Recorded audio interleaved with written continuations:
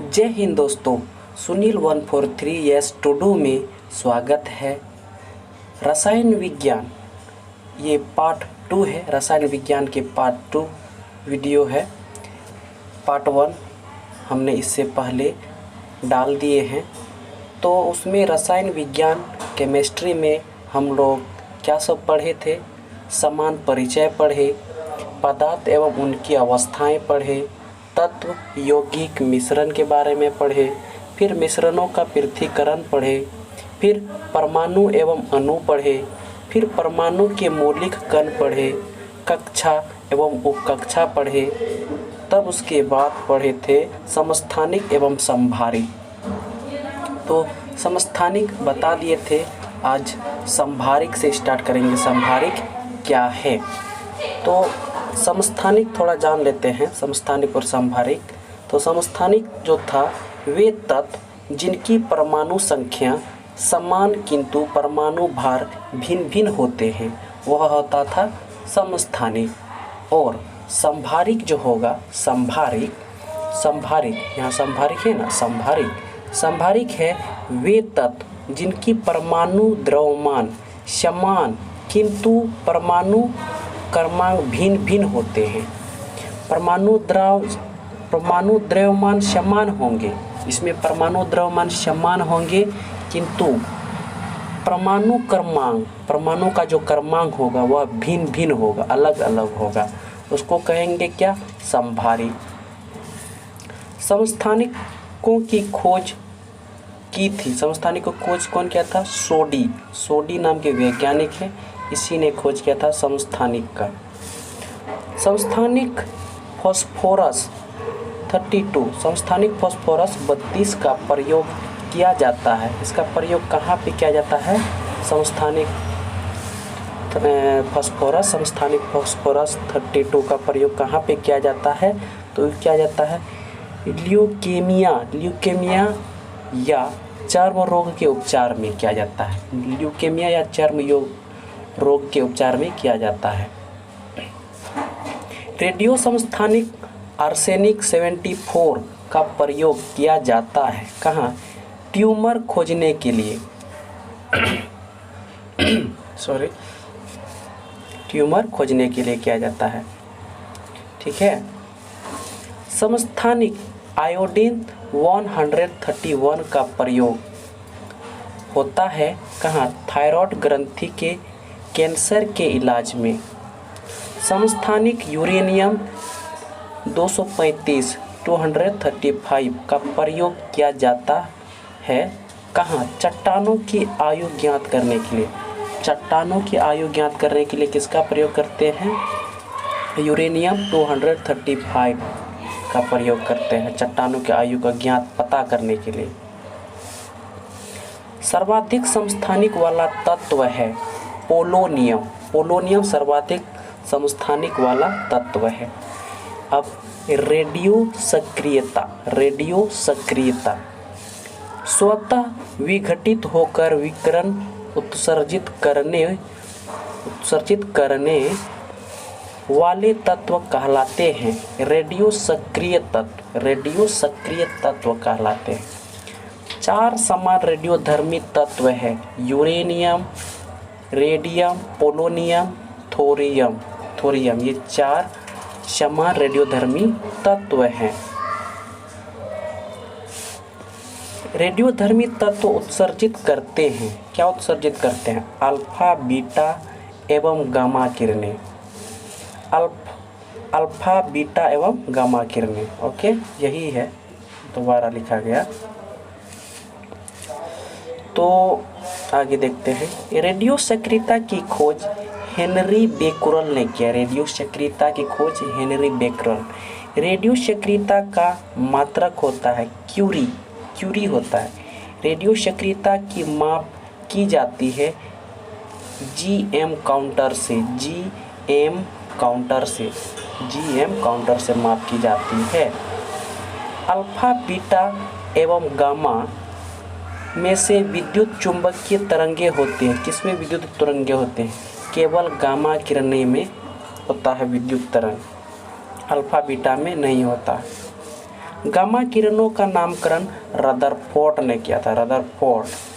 Gamma किरणों की खोजकर्ता थे हेनरी बेकुरल, हेनरी बेकुरल थे गामा किरणों की खोजकर्ता। वेधन क्षमता सबसे अधिक तथा तरंगदैर्घ्य सबसे कम होता है किसमें? गामा किरण में।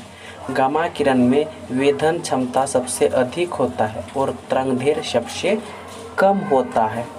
कोबाल्ट 60, कोबाल्ट 60 जो है रेडियो एक्टिव समस्थानिक है, रेडियो एक्टिव समस्थानिक है कोबाल्ट 60।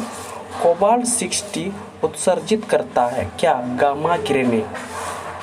कोबाल्ट 60 से उत्सर्जित गामा किरणें का प्रयोग होता है कैंसर के इलाज में, कैंसर के इलाज में किया जाता है इसका प्रयोग।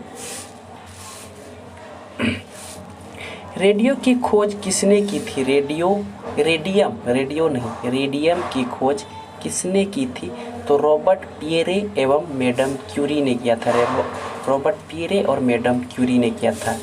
रेडियम प्राप्त किया गया था, रेडियम प्राप्त किया गया था पिच ब्लेंड नामक यूरेनियम अयस्क से, पिच ब्लेंड नामक यूरेनियम अयस्क से। ठीक है, आगे देखते हैं और क्या है। जीवाश्मों का उम्र ज्ञात किया जाता है, जीवाश्मों का उम्र कैसे ज्ञात किया जाता है? रेडियो कार्बन डेटिंग विधि से, रेडियो कार्बन डेटिंग विधि से। पुरानी चट्टानों की आयु का आकलन किया जाता है, पुरानी चट्टानों का, तो यूरेनियम डेटिंग विधि से, यूरेनियम डेटिंग विधि से किया जाता है। पुराने चट्टानों की आयु ज्ञात कैसे किया जाता है? यूरेनियम डेटिंग विधि से। ठीक है, अब देखिए नाभिकीय विखंडन या संलयन, विखंडन या संलयन एक ही बात है। तो भारी नाभिक का दो लगभग बराबर खंडों में विभक्त होना, भारी नाभिक का दो लगभग बराबर भागों में विखंडित होना, उसी को कहते हैं नाभिकीय विखंडन, नाभिकीय विखंडन कहते हैं उसको। नाभिकीय विखंडन में ट्रिगर होता है न्यूट्रॉन। अनियंत्रित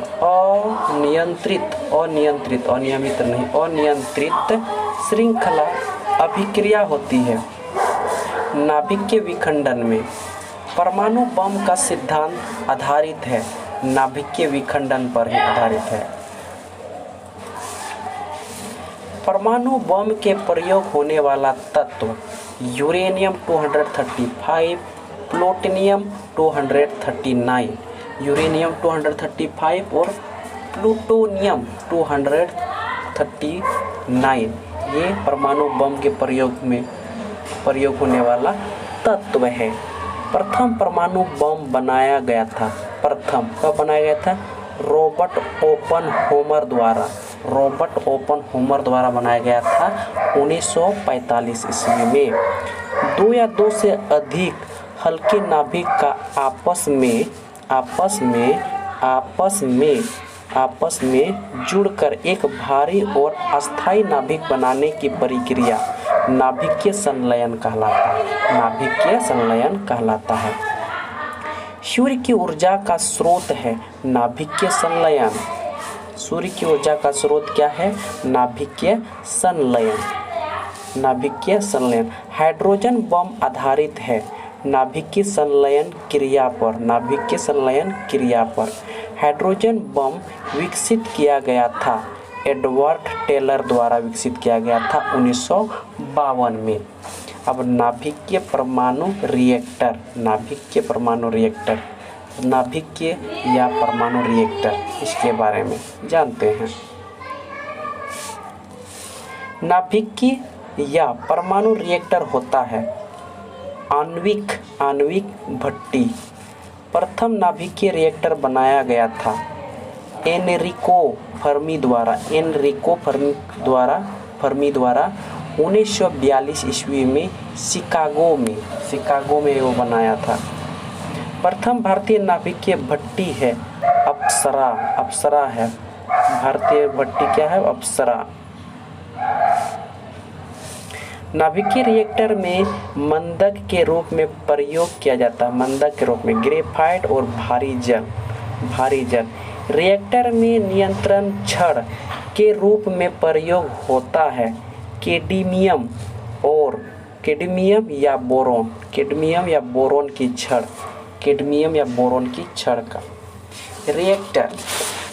रिएक्टर में शीतलक के रूप में प्रयोग होता है भारी जल, जिसको D2O बोलते हैं, D2O एवं द्रव सोडियम का, इसका प्रयोग किया जाता है, द्रव सोडियम का। ठीक है, आगे देखते हैं। भारत में नाभिकीय रिएक्टरों में ईंधन के रूप में सर्वाधिक प्रयुक्त होता है यूरेनियम 238। भारत में प्रचुर मात्रा में उपलब्ध महत्वपूर्ण नाभिकीय ईंधन है थोरियम। न्यूक्लियर बम बनाने में प्रयोग किया जाता है, किसका? यूरेनियम का। भारत का प्रथम परमाणु संयंत्र तारापुर में बनाया गया था, तारापुर में। ये क्वेश्चन बहुत बार पूछे जाते हैं। मोल संकल्पना, अब मोल संकल्पना के बारे में बताते हैं। मोल संकल्पना किसी पदार्थ की वह मात्रा जिसमें उतने ही कण उपस्थित होते हैं जितने कार्बन 12 समस्थानिक के 12 ग्राम में कार्बन परमाणुओं की संख्या होती है, कहलाता है वह 1 मोल। वो क्या कहलाएगा? 1 मोल कहलाएगा। 1 मोल बराबर होता है 6.022 इंटू 10⁻23। कितना होता है? 1 मोल बराबर 6.022 इंटू 10⁻23 होता है, इतना होता है। एवोगाद्रो संख्या का मान होता है 6.022 इंटू 10⁻23। 1 ग्राम मोल पदार्थ में उपस्थित अणुओं की संख्या कहलाती है एवोगाद्रो संख्या। कार्बन के 6.022 इंटू 10⁻23 परमाणुओं का भार होता है 12 ग्राम, यानी 12 ग्राम, 12 ग्राम। बोयल एवं चार्ल्स के नियम, बोयल और चार्ल्स के नियम क्या कहते हैं? बोयल के नियम के अनुसार जो है, स्थिर ताप पर गैस की नियत मात्रा का आयतन उसके दाब का व्युत्क्रमानुपाती होता है। ये किसके कारण कहता है? बोयल्स के नियम था। अब देखिए, चार्ल्स के नियम के अनुसार स्थिर दाब पर किसी गैस की नियत मात्रा का आयतन उसके परम ताप समानुपाती होता है, ये था चार्ल्स के नियम। बोयल नियम लागू होता है नियत ताप पर। बोयल नियम लागू होता है नियत ताप पर लागू होता है। और चार्ल्स नियम लागू होता है नियत दाब पर। चार्ल्स नियम नियत दाब पर लागू होता है। सभी गैसें शून्य आयतन घेरती है -273.15 डिग्री सेंटीग्रेड, यानी -273.15 डिग्री सेंटीग्रेड ताप पर। ठीक है, आगे देखते हैं। परम शून्य ताप का मान होता है -273.15 यानी 15 डिग्री सेंटीग्रेड। सामान्य ताप व दाब पर गैसों के 1 ग्राम अणु का आयतन होता है 22.4 लीटर, 22.4 लीटर। एक गैस जो बोयल के नियम, चार्ल्स के नियम तथा एवोगाद्रो के नियमों का पूर्णतः पूर्णतः पूर्णतः पूर्णतः पालन करती है वह कहलाता है आदर्श गैस। वो क्या कहलाएगा? आदर्श गैस कहलाएगा।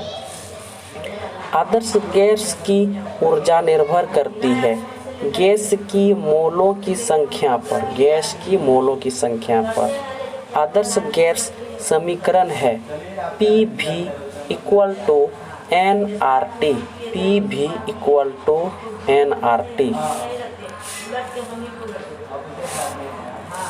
गैसीय समीकरण है PV = nRT में R क्या प्रदर्शित करता है? R क्या प्रदर्शित करता है? तो एक मोल गैसों की यह दर्शाती है R। अब भौतिक एवं रासायनिक परिवर्तन। भौतिक और रासायनिक परिवर्तन। भौतिक परिवर्तन और रासायनिक परिवर्तन को पहचानते हैं। क्या होता है भौतिक परिवर्तन और क्या होता है रासायनिक परिवर्तन? भौतिक परिवर्तन में क्या सब आता है? पदार्थ के भौतिक अवस्था में परिवर्तन होता है, उसके रासायनिक गुण एवं अवस्था में नहीं। उसके रासायनिक गुण में परिवर्तन होते हैं, अवस्था में नहीं होता।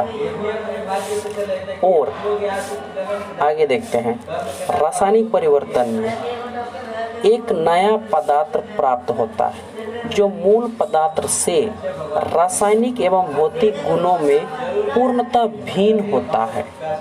यह है रासायनिक परिवर्तन।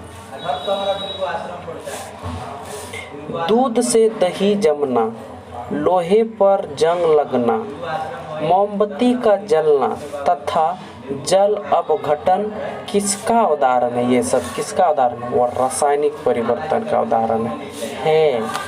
रासायनिक परिवर्तन का उदाहरण है। शक्कर का पानी में घुलना, शक्कर का पानी में घुलना, जल का वाष्प में परिवर्तन, पानी का जमकर बर्फ बनना, ये किसका उदाहरण है? तो ये भौतिक परिवर्तन है। किसका उदाहरण है? भौतिक। और भी है, दूध से क्रीम अलग करना, दूध से क्रीम अलग करना, दही से मक्खन निकालना, ऊर्ध्वपातन तथा मोम का गलना, ये सब क्या है? गलना। और ये किसका उदाहरण है? सब भौतिक परिवर्तन का उदाहरण है। भौतिक परिवर्तन का एक बार इसको फिर से देख लीजिए। भौतिक परिवर्तन में शक्कर का पानी में घुलना, जल का वाष्प में परिवर्तन, पानी का जमकर बर्फ बनना, और ये है दूध से क्रीम अलग करना, दही से मक्खन निकालना, ऊर्ध्वपातन तथा मोम का गलना। किसका उदाहरण है ये सब? ये भौतिक परिवर्तन का उदाहरण है। भौतिक परिवर्तन का उदाहरण है। जल अपघटन में ऊर्जा उत्पन्न होती है, वह है ऊष्मा के रूप में। ऊष्मा के रूप में। अब हम लोग प्रैक्टिस करेंगे। चलिए प्रैक्टिस करेंगे। पहला नंबर क्वेश्चन देखते हैं। तो पहला नंबर क्वेश्चन यहाँ से है। 1 नंबर क्वेश्चन, रेडियोधर्मिता की खोज किसने की थी? रेडियोधर्मिता की खोज किसने किया था? रेडियोधर्मिता का खोज रोएंटजन, रदरफोर्ड या आइंस्टीन या हेनरी बेकुरल, किसने किया था? तो ये किया था Henry Becquerel. Option D answer सही है। ठीक है, अब देखिए आगे देखते हैं। रेडियो सक्रियता किसका गुण है? रेडियो सक्रियता किसका गुण है? तो ये नाभिक का गुण है, रेडियो सक्रियता। ठीक है, अब देखते हैं 3 नंबर क्वेश्चन। 3 नंबर, रेडियोधर्मी तत्व किसका उत्सर्जन करती है? किसका उत्सर्जन करती है? तो ये करता है किसका?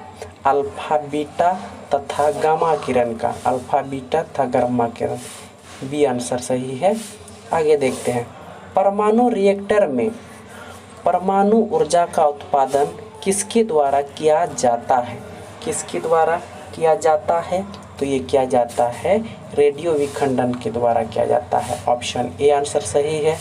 आगे देखते हैं, भारत का पहला नाभिक रिएक्टर कौन सा है? भारत का पहला नाभिक रिएक्टर कौन सा है? तो ये है अप्सरा। अप्सरा। परमाणु विखंडन डेक्स से बने नियंत्रक रोड का उपयोग करके नियंत्रित किया जा सकता है, यानी ये खाली स्थान में भरना है। तो क्या होगा खाली स्थान में? तो ये होगा बोरोन। परमाणु विखंडन बोरोन से बने नियंत्रक रोड का उपयोग करके नियंत्रित किया जा सकता है। 7 नंबर क्वेश्चन, गामा किरणें किससे बनी होती है? गामा किरणें किससे बनी होती है? तो ये बनी होती है विद्युत चुंबकीय तरंग से। विद्युत चुंबकीय तरंग से बनी होती है। गामा किरणों के खोजकर्ता थे। गामा किरणों के खोजकर्ता थे कौन? Henry Becquerel. हेनरी बेकुरल थे। Henry Becquerel. 9 नंबर क्वेश्चन, समान ताप एवं दाब पर गैसों के 1 ग्राम अणु का आयतन होता है, कितना होता है? 22.4 litre. 22.4 litre. 10th number question, 1 मोल बराबर होता है। 1 मोल बराबर होता है तो कितना होता है? 6.022 इंटू 10⁻23 होता है। ऑप्शन बी आंसर सही है। बॉयल नियम किस पर लागू होता है? बॉयल नियम किस पर लागू होता है? तो वो बॉयल नियम जो है नियत ताप पर लागू होता है। नियत तापमान पर लागू होता है। ठीक है।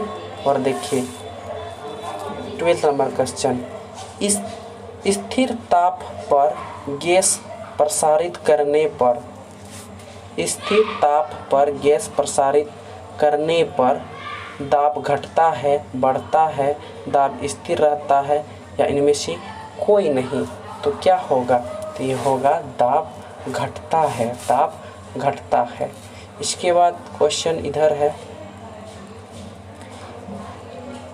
आगे देखते हैं 13 नंबर क्वेश्चन। हाँ, तो 13 नंबर क्वेश्चन यहाँ से है। तो 13 नंबर क्वेश्चन जो है, परम ताप किस नियम का परिणाम है? परम ताप किस नियम का परिणाम है? तो किस नियम पर? चार्ल्स नियम का। 14 नंबर, आदर्श गैस की ऊर्जा किस पर निर्भर करती है? आदर्श गैस की ऊर्जा किस पर निर्भर करती है? मोलों की संख्या पर निर्भर करती है। स्थिर दाब पर किस गैस का आयतन परम ताप के समानुपाती होता है? किस ताप पर समानुपाती होता है? तो ये होता है चार्ल्स के नियम पर। मोमबत्ती का जलना किसका उदाहरण है? मोमबत्ती का जलना किसका उदाहरण है? ये रासायनिक परिवर्तन है। आदर्श गैस का समीकरण है। आदर्श गैस का समीकरण क्या है? तो PV बराबर nRT। PV बराबर nRT। ये होगा ऑप्शन सी। सभी गैस शून्य आयतन घेरती है। सभी गैस शून्य आयतन घेरती है। तो ये होगा -273 सेंटीग्रेड पर, यानी -273 सेंटीग्रेड पर डिग्री पर। गैसों के विसरण का नियम को किसने प्रतिपादित किया? गैसों के नियम का तो किसने प्रतिपादित किया? तो ये किया ग्राहम ने किया। समान ताप और दाब पर गैसों के समान आयतनों के अणु की संख्या समान होती है। यह किस नियम के अनुसार होता है? किस नियम के अनुसार होता है? तो ये होता है एवोगाडो, एवोगाडो परिकल्पना, एवोगाडो परिकल्पना, एवोगाडो परिकल्पना, एवोगाड्रो, एवोगाड्रो, एवोगाड्रो परिकल्पना। ठीक है। रेडियम किससे प्राप्त किया गया था? रेडियम किससे प्राप्त किया गया था? तो पिच ब्लेंड से, पिच ब्लेंड द्वारा। पिच ब्लेंड किसका अयस्क है? पिच ब्लेंड किसका अयस्क है? तो ये यूरेनियम का अयस्क है, यूरेनियम का अयस्क है। नाभिकीय रिएक्टर में मंदक के रूप में किसका उपयोग किया जाता है? किसका उपयोग किया जाता है मंदक के रूप में? तो भारी जल का प्रयोग किया जाता है। गैसीय समीकरण PV=nRT में R क्या प्रदर्शित करता है? R क्या प्रदर्शित करता है? तो करता 1 मोल गैस की, 1 मोल गैस का प्रदर्शित करता है। लोहे में जंग लगना किसका उदाहरण है? लोहे में जंग लगना किसका उदाहरण है? तो ये भी रासायनिक परिवर्तन, रासायनिक परिवर्तन है लोहे में जंग लगना। न्यूक्लियर बम बनाने में किसका प्रयोग किया जाता है? न्यूक्लियर बम बनाने में किसका प्रयोग किया जाता है? तो किसका प्रयोग किया जाता है? यूरेनियम का किया जाता है, यूरेनियम। Next question 27। परमाणु रिएक्टर में नियंत्रक छड़ किसके बने होते हैं? नियंत्रक छड़ किसके बने होते हैं? तो ये बना होता है कैडमियम का, कैडमियम का बनाए होते हैं। 28 नंबर क्वेश्चन। नाभिकीय रिएक्टरों में ईंधन के रूप में किसका प्रयोग किया जाता है? ईंधन के रूप में किसका प्रयोग किया जाता है? तो ये यूरेनियम 235 का प्रयोग किया जाता है। 29 नंबर क्वेश्चन। परमाणु त्रिज्या को किस इकाई में मापा जाता है? किस इकाई में मापा जाता है? तो ये फर्मी में मापा जाता है, फर्मी में। एक फर्मी में कितने मीटर होते हैं? एक फर्मी में कितने मीटर होते हैं? तो ये होते हैं 10⁻⁻15 मीटर, 10⁻⁻15 मीटर। रेडियो सक्रियता की माप किससे की जाती है? रेडियो सक्रियता की माप किससे की जाती है? तो ये किया जाता है GM काउंटर, GM काउंटर द्वारा की जाती है रेडियो सक्रियता की माप। हाइड्रोजन बम का आविष्कार किसने किया था? हाइड्रोजन बम का आविष्कार किसने किया था? तो एडवर्ड टेलर ने किया था, एडवर्ड टेलर ने किया था। Next question 33। प्रथम न्यूक्लियर रिएक्टर किसने बनाया था? किसने बनाया था प्रथम न्यूक्लियर रिएक्टर? किसने बनाया था? तो ये बनाया था Enrico Fermi, Enrico Fermi, option A. Avogadro संख्या का मान कितना होता है? इवोगाड्रो संख्या का मान कितना होता है? तो 6.022 × 10⁻23। रेडियो कार्बन डेटिंग किसकी उम्र ज्ञात करने के लिए प्रयुक्त है? किसकी उम्र ज्ञात करने के लिए प्रयुक्त है? तो इस किसका ज्ञात करने के लिए प्रमुख है? तो वो प्रमुख है जीवाश्म की, जीवाश्मों की। यूरेनियम डेटिंग विधि, यूरेनियम डेटिंग विधि का प्रयोग किसकी आयु ज्ञात करने के लिए प्रयुक्त है? किसकी आयु ज्ञात करने के लिए प्रयुक्त है? तो ये चट्टानों की आयु ज्ञात करने के लिए प्रयुक्त है।